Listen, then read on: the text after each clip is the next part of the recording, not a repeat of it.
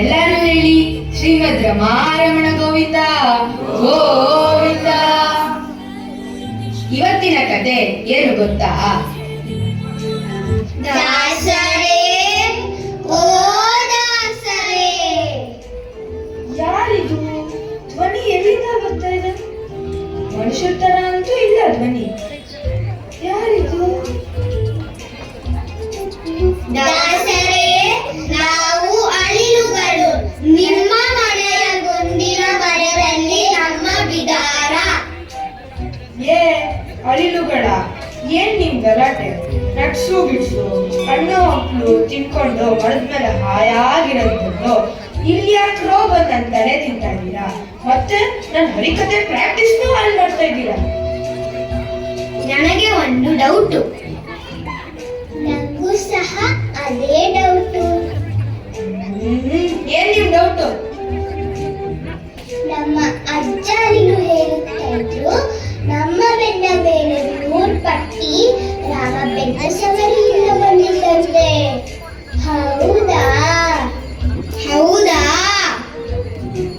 ಓ, ಇದೆಲ್ಲ ನಿಮಗೆ ಗೊತ್ತಾ? ಹೌದು ಹೌದು, ಇದು ರಾಮ ಸೇತುವೆ ಕಟ್ಟುವ ಪ್ರಸಂಗದಲ್ಲಿ ಹೀಗೆ ಒಂದು ಕಥೆ ಇದೆ. ನಿಮಗೆ ಎಲ್ಲ ತುಂಬಾ ಕಥೆಗಳು ಗೊತ್ತಲ್ವಾ? ಹೇಳಿ, ಅದು ಹೇಗೆ ಅಂತ. ನನಗೆ ರಾಮನ ಬಗ್ಗೆನೂ ಹೇಳಿ. ಸಮಾಧಾನ ಸಮಾಧಾನ. ಈ ಕಾಲದಲ್ಲಿ ಅದು ಅಳಿಲುಗಳಾಗಿ ರಾಮಾಯಣದ ಬಗ್ಗೆ ಕೇಳಿದರೆ ಹೇಳೋದಕ್ಕಾಗಲ್ಲ ಅನ್ನಕ್ಕಾಗತ್ತಾ? ನಿಮಗೆ ರಾಮ ಸೇತುವೆ ಪ್ರಸಂಗ ಹೇಳಬೇಕು. ಅದಕ್ಕೂ ಮುಂಚೆ ಸ್ವಲ್ಪ ರಾಮನ ಬಗ್ಗೆನೂ ಹೇಳಬೇಕು. ಬನ್ನಿ ಹೇಳ್ತೇನೆ. ತ್ರೇತಾಯುಗದಲ್ಲಿ ದಶರಥ ಮಹಾರಾಜ ಮತ್ತು ಕೌಸಲ್ಯ ಮಹಾರಾಣಿಗೆ ಮಗನಾಗಿ ಶ್ರೀರಾಮಚಂದ್ರ ಅವತರಿಸಿದರು. ರಾಮನ ಅವತಾರ ಲಕ್ಷ್ಮಣ, ಭರತ, ಶತ್ರುಘ್ನರ ಜೊತೆ ಲೋಕ ಕಲ್ಯಾಣಕ್ಕಾಗಿ ಆಯಿತು. ರಾಮನ ವಿದ್ಯಾಭ್ಯಾಸ ವರಗುರು ವಿಶ್ವಾಮಿತ್ರರ ಬಳಿ ಆಯಿತು. ದುರ್ಜನ ಸಂಹಾರ, ಅಹಲ್ಯೆಗೆ ಅಭಯ ನೀಡಿದ್ದೂ ಆಯಿತು. ಹಾಗೆಯೇ ಬಲರಾಮ ಯುವರಾಮನಾದಾಗ ಸ್ವಯಂವರದಲ್ಲಿ ಶಿವಧನುಸ್ಸು ಮುರಿದು ಸೀತಾಪರಿಣಯವೂ ಆಯಿತು. ನಂತರ ಮಲತಾಯಿ ಕೈಕೆಯ ದುರ್ಬುದ್ಧಿಯಿಂದ ರಾಮನಿಗೆ ವನವಾಸ ಆಯಿತು. ಹೀಗಿದ್ದಾಗ ಒಂದು ದಿನ ಏನಾಯಿತು ಅಂದರೆ, ಲಕ್ಷ್ಮಣನ ಮೇಲೆ ಆಸೆಯಿಂದ ಶೂರ್ಪಣಖಿ ಬರುತ್ತಾಳೆ. ಲಕ್ಷ್ಮಣ ಅವಳ ಮೂಗು ಕೊಯ್ದು ಕಳುಹಿಸುತ್ತಾಳೆ. ತಂಗಿಯಾದ ಅವಮಾನದಿಂದ ಕೋಪಗೊಂಡ ರಾವಣ ಮಾರೀಚನನ್ನು ಕಳುಹಿಸುತ್ತಾನೆ. ಅವನು ಮಾಯಾಜಿಂಕೆಯಾಗಿ ಸೀತೆಯ ಗಮನ ಸೆಳೆಯುತ್ತಾನೆ.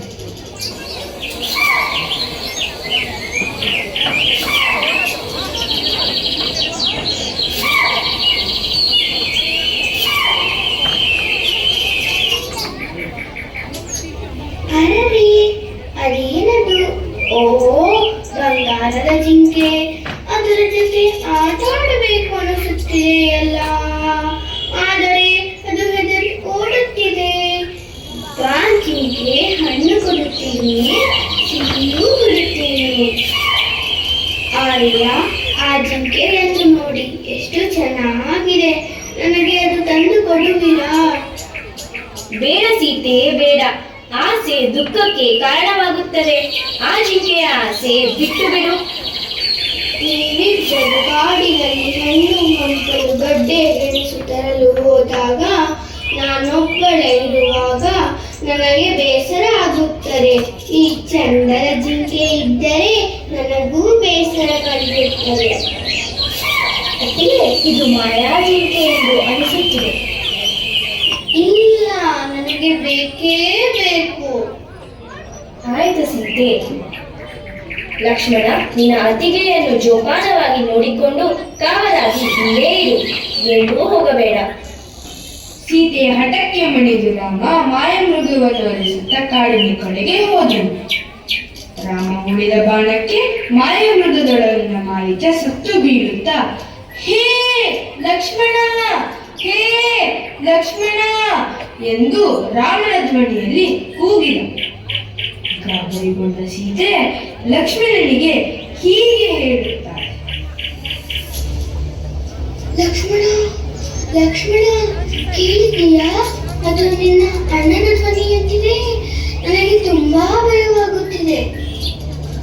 ಹೆದರಬೇಡಿ ಅತ್ತಿಗೆ, ಹೆದರಬೇಡಿ. ಸಾಕ್ಷಾತ್ ನಾರಾಯಣನ ಸ್ವರೂಪವಾದ ನನ್ನ ನನಗೆ ಯಾರು ಏನು ಮಾಡಲಾರರು. ಇಲ್ಲ ಲಕ್ಷ್ಮಣ, ಇಲ್ಲ, ನನಗೆ ತುಂಬಾ ಭಯವಾಗುತ್ತಿದೆ. ಹೋಗು ಹೋಗು ಲಕ್ಷ್ಮಣ, ಹೋಗು. ಆಯ್ತು ಅತ್ತಿಗೆ, ಆದರೆ ಒಂದು ವಿಷಯ, ನೀವು ಯಾವುದೇ ಕಾರಣಕ್ಕೂ ಈ ರೇಖೆಯನ್ನು ದಾಟಬೇಡಿ. ನಾನಿನ್ನು ಹೊರಡುತ್ತೇನೆ. ಹೀಗೆ ರಾಮಲಕ್ಷ್ಮಣರಿಲ್ಲದೆ ಸೀತೆ ಕುಟೀರದಲ್ಲಿ ಒಂಟಿಯಾಗಿದ್ದಾಗ ರಾವಣ ಬ್ರಾಹ್ಮಣನ ವೇಷದಲ್ಲಿ ಅಲ್ಲಿಗೆ ಬರುತ್ತಾನೆ.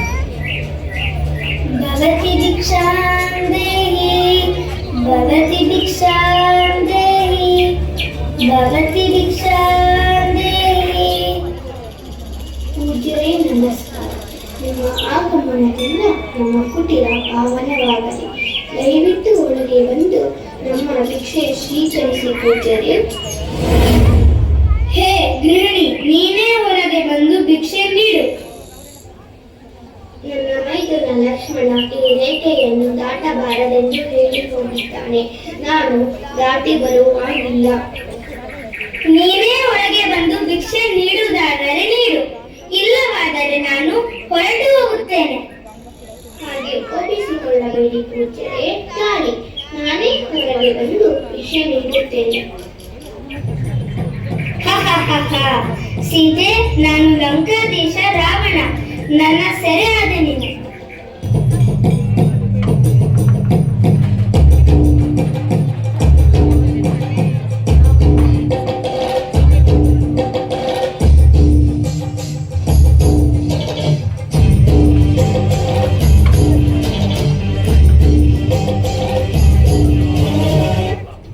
ಹೀಗೆ ರಾವಣ ಸೀತೆಯನ್ನು ಲಕ್ಷ್ಮಣ ಹಾಕಿದ ರೇಖೆಯನ್ನು ದಾಟುವಂತೆ ಮಾಡಿ ಅಪಹರಿಸುತ್ತಾನೆ. ರಕ್ಷಣೆಗೆ ಬಂದ ಜಟಾಯುವನ್ನು ಕೊಂದು ಸೀತೆಯನ್ನು ಲಂಕೆಗೆ ಹೊತ್ತೊಯ್ಯುತ್ತಾನೆ. ಸೀತೆಯ ಅಗಲಿಕೆಯಿಂದ ಬಂದ ರಾಮ ಅವಳನ್ನು ಅರಸುತ್ತಾ ಕಿಷ್ಕಿಂಧೆಗೆ ಬರುತ್ತಾನೆ. ಅಲ್ಲಿ ತಮ್ಮನಾದಂತ ಸುಗ್ರೀವನಿಗೆ ಮೋಸ ಮಾಡಿದ ವಾಲಿಯನ್ನು ಕೊಂದು ಸುಗ್ರೀವನನ್ನು ರಕ್ಷಿಸುತ್ತಾನೆ. ಅಳಿಲುಗಳೇ, ಇಲ್ಲಿ ಕೇಳಿ. ನಿಮ್ಮ ಬೆನ್ನ ಮೇಲೆ 3 ಗೆರೆಯ ಗುರುತಿಗೆ ಕಾರಣವಾದ ಪ್ರಸಂಗಕ್ಕೆ ನಾವೀಗ ಹತ್ತಿರ ಬಂದಿದ್ದೇವೆ.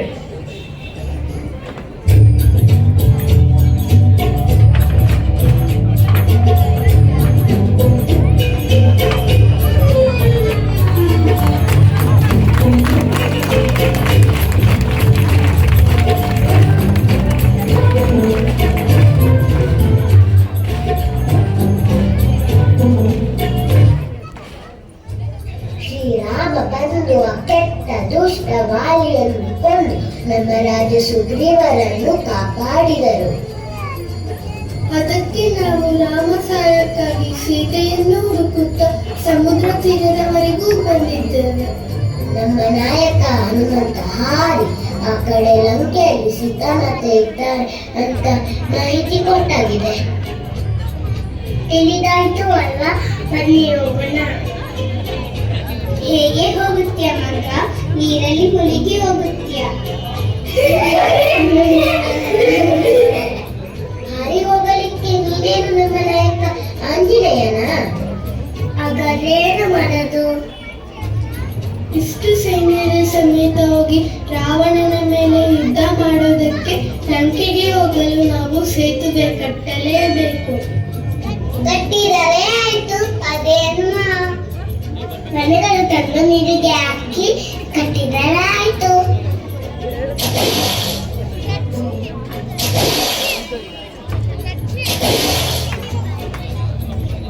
ಎಷ್ಟು ಬಂಡೆಗಳು ಹಾಕಿದರೂ ನೀರಿನಲ್ಲಿ ಮುಳುಗುತ್ತಾ ಇದೆ. ಹೀಗಾದರೆ ನಾವು ಸೇತುವೆ ಕಟ್ಟಿ ಲಂಕೆಗೆ ಹೋಗೋದು ಯಾವಾಗ? ನಾವು ಲಂಕೆಗೆ ಹೋಗವರೆಗೆ ರಾವಣನ ಹಳ್ಳು ಮುಗಿರಿ ಮುದುಕಾಗಿರುತ್ತಾನೆ.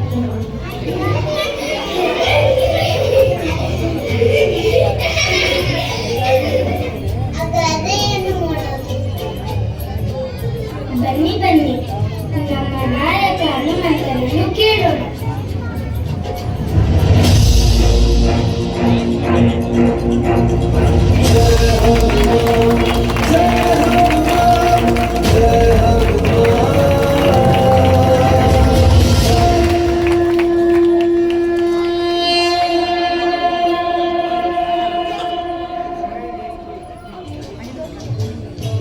ಎಲ್ಲ ಬಂಡೆಗಳು ಮುರಿಗೋಗ್ತಾ ಇದೆ. ಇದಕ್ಕೆ ಏನಾದರೂ ಉಪಾಯ ಹೇಳಿ. ಬನ್ನಿ ಮಿತ್ರರೇ, ಬನ್ನಿ. ನಮ್ಮ ಶಕ್ತಿಗೆ ಮೀರಿದ ಕೆಲಸಕ್ಕೆ ಸಹಾಯ ಬೇಕಾದಲ್ಲಿ ನಾವು ದೇವರ ಮೊರೆ ಹೋಗಬೇಕಾಗುತ್ತದೆ. ನಮ್ಮೆಲ್ಲರ ದೇವರು ರಾಮ. ಅವರ ಬಲವಂತಿದ್ದರೆ ಸಾಕು, ಎಲ್ಲವೂ ಸುಸೂತ್ರವಾಗುತ್ತದೆ. ಈಗ ನಾನು ಹೇಳಿಕೊಟ್ಟಂತೆ ಹೇಳಿ. ರಾಮ ರಾಮ ಸೀತಾರಾಮ, ರಾಮ ರಾಮ ಸೀತಾರಾಮ, ರಾಮ ರಾಮ ಸೀತಾರಾಮ, ರಾಮ ರಾಮ ಸೀತಾರಾಮ, ರಾಮ ರಾಮ ಸೀತಾರಾಮ. ನೋಡಿ ಗೆಳೆಯರೇ, ಈ ಬಂಡೆಯ ಮೇಲೆ ನಾನು ನನ್ನ ರಾಮನ ಹೆಸರು ಬರೆದಿದ್ದೇನೆ. ಹೌದು, ಜೈ ಶ್ರೀರಾಮ್ ಎಂದು ಬರೆದಿದ್ದೇನೆ. ಈಗ ಎಲ್ಲರೂ ಹೇಳಿ, ಜೈ ಶ್ರೀರಾಮ್. ನೀವು ಹೇಳಿ, ಜೈ ಶ್ರೀರಾಮ್.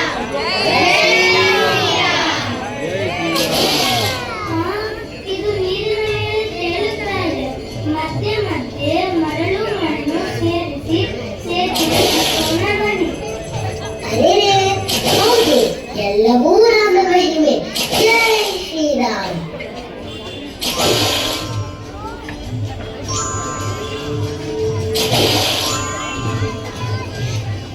ಕಪಿಯನ್ನಂದಿರ, ಶ್ರೀರಾಮನ ಸೇವೆಗೆ ನನಗೂ ಅವಕಾಶ ಕೊಡಿ. ಹೇ ಸಣ್ಣಾಳಿಲೆ, ನೀನು ಹೇಗೆ ಸಹಾಯ ಮಾಡಬಲ್ಲೆ? ನಾನು ಒಂದು ಉಪಾಯ ಮಾಡಿದ್ದೇನೆ. ಮೈಮದ್ದೆ ಮಾಡಿಕೊಂಡು ಮರಳಲ್ಲಿ ಹೊರಳಾಡುತ್ತೇನೆ. ನಂತರ ಸೇತುವೆ ಬಂಡೆಗಳ ಮಧ್ಯ ಬಂದು ಮೈ ಉದುರುತ್ತೇನೆ. ಮೈಯಲ್ಲಿ ಅಂಟಿಕೊಂಡಿರುವ ಮರಳು ಅಲ್ಲಿ ಉದುರುತ್ತದೆ. ನನ್ನ ಕೈದಾರದ ಸಹಾಯ ನಾನು ಮಾಡುತ್ತೇನೆ. ಭಲೆ ಭಲೆ, ಮೆಚ್ಚಿದೆ.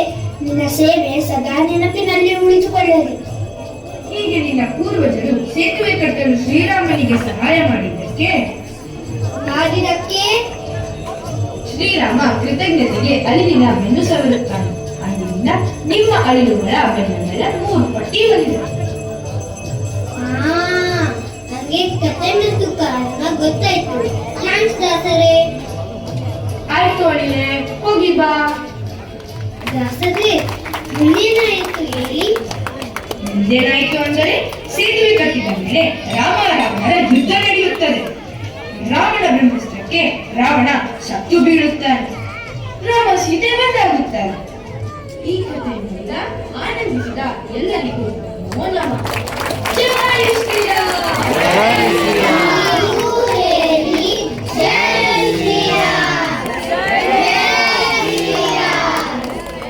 ರಘುಪತಿ ರಾಘವ ರಾಜಾ ರಾಮ ಪತಿತ ಪಾವನ ಸೀತಾರಾಮ, ರಘುಪತಿ ರಾಘವ ರಾಜಾ ರಾಮ ಪತಿತ ಪಾವನ ಸೀತಾರಾಮ, ಸುಂದರ ವೇದ ವೇದಜ ಗಂಗಾಧುರ ಸೀತಾರಾಮ, ಗಜಗಿರೀಶ್ವರ ಸೀತಾರಾಮ, ಭಗತ ಜನ ಪ್ರಿಯ ಸೀತಾರಾಮ, ಜಾನಕಿ ರಮಣ ಸೀತಾರಾಮ, ಜಯ ಜಯ ರಾಮ ಸೀತಾರಾಮ, ರಘುಪತಿ ರಾಘವ ರಾಜಾ ರಾಮ ಪತಿತ ಪಾವನ ಸೀತಾರಾಮ, ಪತಿತ ಪಾವನ ಸೀತಾರಾಮ, ಪತಿತ ಪಾವನ ಸೀತಾರಾಮ. ಎಲ್ಲರಿಗೂ ಸಹ ನೀವು ದೊಡ್ಡ ಚಪ್ಪಾಳೆ ಕೊಟ್ಟು ಪ್ರೋತ್ಸಾಹಿಸಬೇಕು. ಈ ಮಕ್ಕಳನ್ನು ನೋಡಿದ್ರೆ ನನಗೆ ತುಂಬ ಖುಷಿಯಾಗುತ್ತೆ. ತುಂಬ ನೀಟಾಗಿ ಈ ಒಂದು ರಾಮ ಸೇತು ಕಾರ್ಯಕ್ರಮವನ್ನು ನಡೆಸ್ಕೊಂಡಿದ್ದಾರೆ. ನಾಟಕವನ್ನು ನಮ್ಮ ಅಧ್ಯಕ್ಷರನ್ನ ವೇದಿಕೆ ಕರಿತೀನಿ. ದಯವಿಟ್ಟು ವೇದಿಕೆ ಬನ್ನಿ. ದೇವರಾಜಪ್ಪನವರು ಈ ದಿನ ಮಕ್ಕಳಿಗೆ ಸನ್ಮಾನ ಮಾಡಬೇಕು ಅಂತ ಕೇಳ್ಕೊಳ್ತಾ ಇದ್ದೀನಿ. ಹಾಗೆಯೇ ಸ್ನೇಹಿತರೆ, ಇದರಿಂದ ವಿಶೇಷ ಕಾರ್ಯಕ್ರಮ ನಮ್ಮ ಪುಟಾಣಿಗಳು ಮಾಡಿದ್ದು. ಇವತ್ತು 1 ನಿಮಿಷ ರಾಮಾಯಣದ ಕಡೆ ಹೋಗಿ ಹೇಳಿಕೆ ನೋಡೋ ಥರ ಒಂದು ನಾಟಕವನ್ನು ಮಕ್ಕಳು ಮಾಡಿದರು. ಇದು ತುಂಬ ಸಂತೋಷ ಪಡ್ತಕ್ಕಂಥ ಒಂದು ಕಾರ್ಯಕ್ರಮ. ಇವೆಲ್ಲರೂ ಎಂಜಾಯ್ ಮಾಡಿದ್ದೀರ. ಈ ಮಕ್ಕಳಿಗೋಸ್ಕರ ಮತ್ತೊಮ್ಮೆ ಜೋರಾಗಿ ಚಪ್ಪಾಳೆ.